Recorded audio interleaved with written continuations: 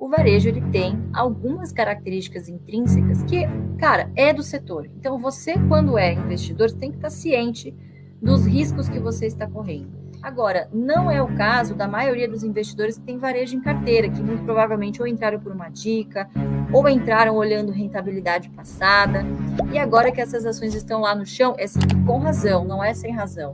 O momento, de fato, está muito crítico do varejo hoje. Pô, de repente, você não é um investidor de varejo ou de uma empresa de oportunidade. Então, volta para trás.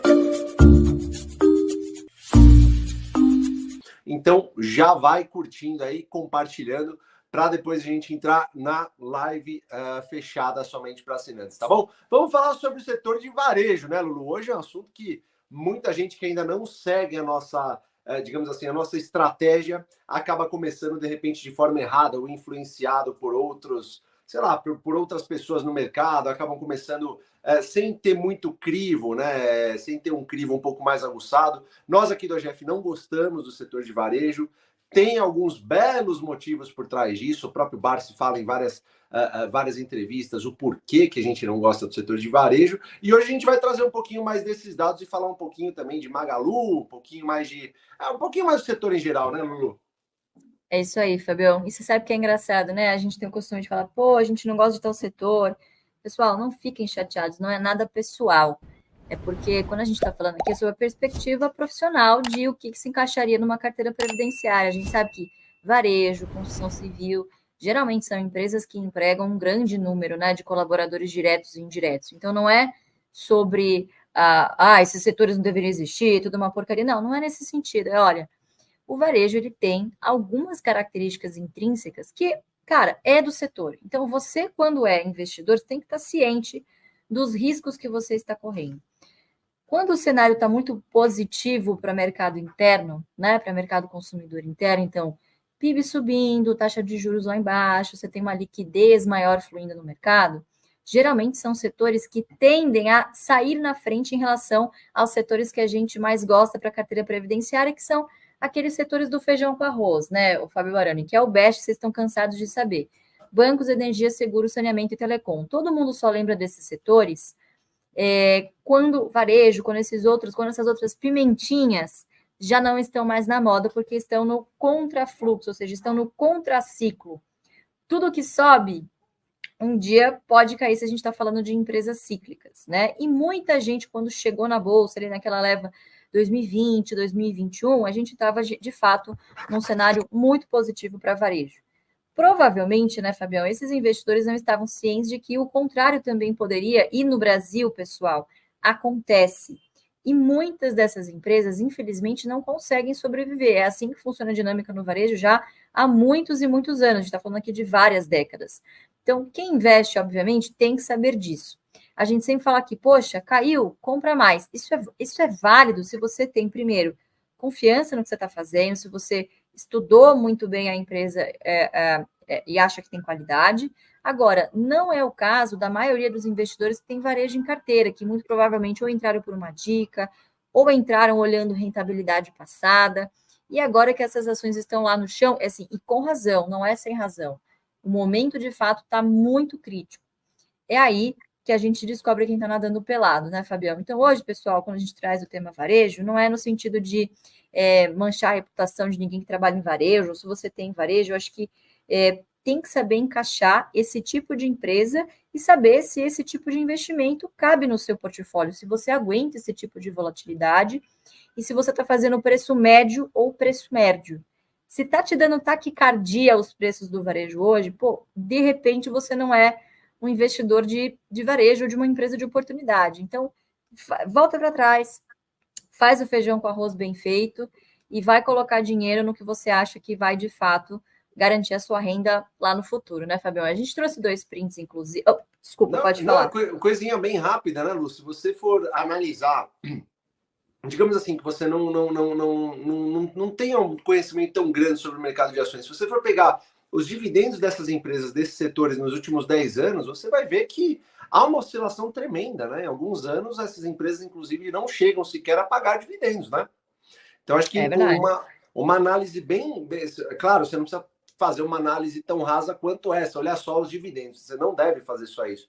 Mas se você for começar, se você entrar no mercado e não tiver nenhum tipo de orientação, né? Se você olhar pelos dividendos nos últimos 10 anos, pô, com certeza você já vai chegar e vai ver que não são boas empresas para você ser sócio num curto, médio ou num longo prazo, né? Você tem várias formas de ganhar no mercado de ações. Você pode ganhar com a alta das ações, mas assim, um grande fator que vai fazer você viver, né, com desse dinheiro em algum momento são os dividendos. E nenhuma dessas empresas apresentam esses dividendos de forma frequente e constante, como as empresas que estão elencadas no setor best, que a gente sempre fala. Vai lá, Lulu.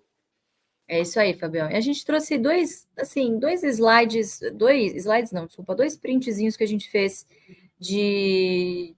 Oh, meu Deus, estou enrolada hoje. Dois printzinhos que a gente tirou de últimas demonstrações contábeis de... A gente só pegou aqui dois exemplos, né, de empresas do varejo que estão dando o que falar. Vocês sabem muito bem que há 2 anos atrás o Barsi foi crucificado praticamente, né? Deus me livre comparar o Barsi a Jesus Cristo, mas foi isso que aconteceu. Quando ele soltou uma fala do tipo, olha, empresas de varejo são feitas para quebrar, e não dando o exemplo, ó, ele deu um exemplo aleatório, por exemplo, Magalu um dia pode vir a quebrar, né? E de fato, hoje, 2 anos depois, né, as pessoas estão, de fato, preocupadas com essa situação, né? Não porque acompanhem os resultados da empresa, mas principalmente por conta da cotação. E, claro, quando você vê seu patrimônio derretendo, né, Fabião, o negócio assusta. Então, a gente trouxe aqui 2 exemplos. O que vocês devem olhar, por exemplo, para analisarem uma empresa de varejo? Vamos começar com uma das que eu considero mais complicadas, que é Casas Bahia. Paulinho, coloca para a gente aí, por favor. E é difícil, viu, pessoal? A gente aqui sempre está numa posição agnóstica, dizer, essa porcaria vai quebrar. Vocês nunca vão ouvir a gente dizer isso, vocês sempre vão ouvir a gente, claro, com ar de cautela que o tema merece, tá bom? Para vocês tirarem as próprias conclusões de vocês.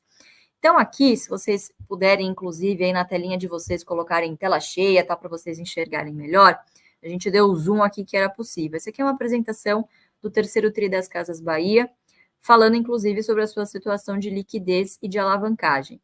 Muito complicada, né? Boa parte da dívida ela é considerada de curto prazo, então um prazo médio aí de 1 ano e meio, né? Um custo médio aí de CDI mais 2,5%. Então, entendam por que a dona Luísa estava tão preocupada que a taxa de juros tem que cair, né? Porque, obviamente, o CDI tem ali uma correlação, ele está sempre muito próximo da taxa Selic, e todas essas dívidas são corrigidas, são atreladas ao CDI, mais uma parte fixa, né? Então, uma dívida híbrida aí. Então, vejam só essa posição de liquidez de alavancagem. Nem dá para calcular dívida líquida EBITDA, nesse caso das Casas Bahia, porque o EBITDA é negativo. Então, obviamente que esse indicador ele fica extremamente distorcido, né? Ou seja, em termos de EBITDA, a companhia está extremamente alavancada, né? E a gente tem uma posição aqui de liquidez de 1,6 bi para uma dívida de 3,7 bi, tá? O que dá aí aproximadamente 2,1 bilhões de dívidas, com um custo relativamente alto, num prazo médio de 1,5 ano. Então, assim, este plano de recuperação ele tem que ser bastante robusto para que a empresa, obviamente, sobreviva, né? Outro caso, tá? Vamos botar o segundo slide aí, que aí sim é o que vocês têm perguntado muito para a gente aí de Magalu. Uma situação que eu acho que não é fácil para a companhia, mas que está bem mais tranquila do que a empresa anteriormente, né? Que a gente mostrou que é as Casas Bahias. Então, vejam, um caixa bem mais robusto, né? Apesar de que, em termos de caixa mesmo, de disponibilidades, tem 3,3 bi. Eu, particularmente em varejo, gosto de analisar dívida líquida EBITDA baseada em caixa de fato, tá? Não em recebíveis, enfim. Dívida bruta, bem maior também do que a das Casas Bahia, 7,4 bi, mas pelo menos tem EBITDA positivo, o que daria aí uma alavancagem de 2,8 vezes aí já para o ano que vem, e um custo bem mais baixo do que nas Casas Bahia de CDI mais 1,25, explicando porque, novamente, todo mundo do varejo, não é só a dona Luísa Trajano, mas todo mundo do varejo está fazendo um lobby muito grande para que a Selic caia, porque a folga em termos de despesas financeiras no balanço, ela é muito grande a cada ponto percentual que a Selic caia, porque, obviamente, como eu já disse aqui, o CDI, ele segue ali alguns pontos para mais ou para menos sempre da Selic, tá? Então, tá explicado, pessoal. Sempre que vocês verem, pô, a empresa vai quebrar ou não, é olhar posição de caixa, qual que é o endividamento e qual que é aí, obviamente, o plano da empresa para pagar esse endividamento, tá? Magalu tem um histórico recente de vários follow-ons, né? Esses follow-ons foram feitos, obviamente, para fazer aquisições.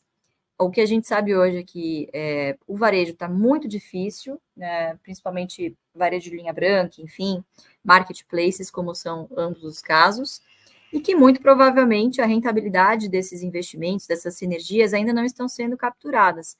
Então, o acionista ainda está pagando por uma dívida alta que foi feita e ainda não está vendo o efeito prático desse crescimento, né? Muito por conta de ciclo, o que muito provavelmente a empresa também deve ter previsto, devia estar nos seus planos, enfim, tá? Visto que a Selic estava subindo. Então, assim, para Magalu, eu não acho que é uma situação de desespero, sinceramente, mas é muito difícil aqui, pode tirar, Paulinho, é muito difícil aqui a gente dar um posicionamento para vocês, e muita gente pergunta, Lu, pelo amor de Deus, eu estou desesperado, o que eu faço? É muito difícil a gente virar e falar tacitamente, olha, né, vai quebrar. Não é assim que funciona. Empresas são organismos vivos que conseguem se reorganizar e, obviamente, através de estratégia, através, inclusive, buscando capitalização através dos seus acionistas, conseguem mudar o jogo aí. Então, muito difícil, pessoal. Mas o que eu diria para vocês? Se tá machucando, se não tá te fazendo dormir à noite, tá tirando o seu sono, né, Fabião? Repense isso daí, assume o seu erro. Ou então coloca um alvo ali para quando a ação bater de fato esse preço, se livra dessa ação que você não quer ter mais na sua carteira, porque acaba virando um incômodo na sua vida pessoal. E investimento não é para isso, pessoal. Investimento é ao contrário, é para te dar uma segurança para você dormir mais tranquilo, tá bom? Então, para quem está perdendo sono aí por causa do varejo, acho que agora é hora de vocês, de fato, reavaliarem a qualidade dos ativos que você tem em carteira. Quer dizer que tudo de varejo é uma porcaria? Não. Tem empresas boas, algumas vão sobreviver, sem dúvida, algumas vão sair mais fortes do que antes, mas é muito difícil de fazer esse tipo de previsão. Ninguém imaginaria que lojas americanas, por exemplo, com os acionistas que tinham, enfim, estaria nessa situação de hoje. Então, é um setor que vocês têm que estar abertos à possibilidade de terem grandes surpresas a qualquer momento, né? Um setor muito difícil de prever, né? Justamente por estarem expostos a essas externalidades, tá? Então, basicamente é isso. Eu acho que agora é serenidade e você já tomou a decisão de vender? Estipula lá um preço que você está confortável em vender e quando bater, vende.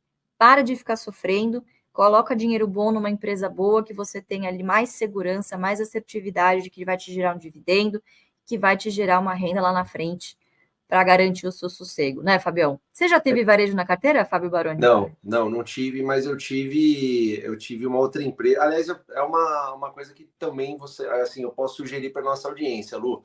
Quando eu comprei uma empresa para especular, que eu não sabia absolutamente nada, simplesmente comprei para vender um pouco mais tarde, quando eu tivesse um pouco mais cara, e acabou nunca mais estando mais cara, eu acabei fazendo um quadro dessa empresa e usei isso aí como uma lição. Então, eu acho que é uma outra forma de você encarar isso também, se servir para você que entrou no varejo. Eu acho que assim, primeira forma, né, Lu? Era assim, seguir o AGF, seguir o AGF+, ver o que a gente está falando, ver as nossas experiências e os nossos erros, para que você não cometesse. Eu não vou dizer que isso é um erro, né? Mas provavelmente você se influenciou por alguém para comprar, entrar num setor que de repente você não conhecesse tanto, né? Então, assim, se você achou que isso foi um erro, se isso está te incomodando, uma outra opção é fazer disso um quadro. Pega essas ações, não vende, põe num quadro e fala: bom, a partir de agora eu não especulo mais, a partir de agora eu vou seguir uma linha, vou adotar uma estratégia e não vou sair mais dessa estratégia, né? Eu sempre costumo falar que o mais difícil do buy and hold é o hold, na verdade. Quando você tem uma ação, né, Lu? O mais difícil é o hold. Você vai comprar é fácil, né, Fabião? É só apertar um botão, né? Exatamente. Comprar é a coisa mais simples do mundo, mas você segurar essa empresa e segurá-la por anos, e pode ser inclusive uma boa empresa, tá, pessoal? Porque boas empresas também passam por momentos turbulentos, tá? A gente vai falar um pouco mais disso no AGF+, né, na parte para assinantes do AGF+. Boas empresas também passam por momentos ruins e você vai ser tentado a vendê-las, inclusive nos momentos ruins, né? Momentos bons e momentos ruins. Se você errou comprando uma empresa na qual você não confia, na qual você não vai ter coragem de comprar mais caso ela caia pela metade do preço ou mais do que isso, por exemplo, uma outra abordagem é você tomar isso como uma lição e a partir daqui, a partir de então, você sempre seguir um caminho um pouco mais perene, um pouco mais tranquilo, um pouco mais sustentável ao longo dos anos. Lembre-se, pessoal, quando está tudo na escuridão, quando o mercado está nas trevas, quando a galera acha que o capitalismo vai acabar, como já aconteceu em 2008, aconteceu em 2016 no Brasil, especificamente, aconteceu na pandemia e tal, as pessoas lembram de quais empresas? As que estão nos setores best. É sempre assim que funciona. Por que elas lembram dos setores best? Não é à toa. É porque elas sempre costumam pagar bons dividendos e sempre costumam ter resultados muito mais sólidos e consistentes do que empresas que não estão nesses setores. Tá? Não é à toa que a gente chama de setores à prova de balas, não é à toa que a gente chama esses setores de setores resilientes. Então, eu acho que fica o aprendizado se você comprou empresas de varejo. Eu acho que você pode vender, como a Lu falou, eu acho que também é válido, né, Lu? Eu acho que é bacana isso. No meu caso, eu fiquei amargurando essa empresa que eu comprei. Eu nem vou falar o nome porque a empresa não era ruim, a responsabilidade era toda minha. Eu comprei a empresa para especular, então o problema era todo meu. O que eu fiz foi colocar um quadro com essa nota de corretagem e fiquei com essa empresa por 10 anos para aprender esse erro que eu cometi. 10 anos depois eu vendi essa empresa e aloquei em empresas da minha confiança que eu pretendo ficar por mais de 50, 60, 70 anos, se Deus me permitir, na carteira. Então essa acho que é uma outra sugestão. Não existe certo ou errado, né? Existem sugestões que você pode aproveitar aí de quem já errou, tanto eu como a Lu. Vixe, Lu, fala uma cagada que você fez aí na bolsa, que de cagadas a gente tem a gente conta isso no Jeito Pares de Investir Direto, a gente faz módulos e módulos falando de cagadas, né, Lu? Qual das, Fábio Baroni? Qual delas? Para não falar que eu não tive varejo, eu vou falar de uma que assim, eu ganhei por sorte, tá? Eu já tive General Shopping, e quem é mais antigo de mercado vai lembrar lá em 2016 para 2017, acho que o papel custava uns 4, 5 reais, e eles anunciaram que iam fazer ali uma reorganização societária, iam passar alguns shoppings para uma estrutura de fundo imobiliário e iam, sei lá, pagar 7 reais de dividendo, alguma coisa assim, uma coisa bizarra. Falei, não é possível, que é uma piada, tá brincando comigo. Comprei, óbvio, né? Especuleta, comprei, não cobri esse setor, podia fazer isso. Comprei e acabou dando certo, de fato, pagaram, era um dividendo anunciado, enfim, passou por AGE. E no dia seguinte, quando ficou ex, cara, foi um desespero na corretora, porque isso nunca tinha acontecido com nenhum de nós da corretora na época. O papel custava 4, ficou ex 7 reais, Fabião. O que aconteceu? Nossa! Amanheceu a 0. Falei, que explica isso daqui? Como é que faz? E aí foi mó alvoroço. Um pessoal desesperado vendendo. Caraca, deixa eu vender logo isso daqui, pelo menos eu fico com a diferença, né? Com os 3 reais a diferença. Alô, acordou no outro dia. Um outro pessoal também, tipo, maluco, não, eu vou comprar a rodo, porque a hora que a B3 acho que vai ajustar isso de alguma maneira, e como de fato ajustou. Então, assim, foi uma loucura. Então, eu ganhei por sorte, viu, Fabião? Mas eu sempre digo que é um erro, porque, pô, 0 fundamento, só na especuleta, e assim, num negócio que poderia não ter passado em AGE, foi pura sorte, como, por exemplo, não aconteceu na Embraer, né? Mas, enfim, tudo é aprendizado e eu sou muito cagona, viu? Eu não sirvo para essas fortes emoções, viu? Eu também não, tô com você, Lu. Aprendi. Mas olha, Fábio, não se dá bem. Fábio, a gente tem uma grande lição que a gente pode tirar do setor de varejo. Aproveitar boas promoções. Isso sim, isso é um bom negócio mesmo. É muito importante vocês se inscreverem no canal, porque ele representa a nossa voz, tá entendendo? Nós não temos uma didática tão fundamental e tão objetiva como tem aí o canal. E o canal ele é um órgão de divulgação que procura não adivinhar, mas transmitir aquilo que realmente é importante que os senhores saibam para se conduzirem de uma forma positiva no mercado de valor.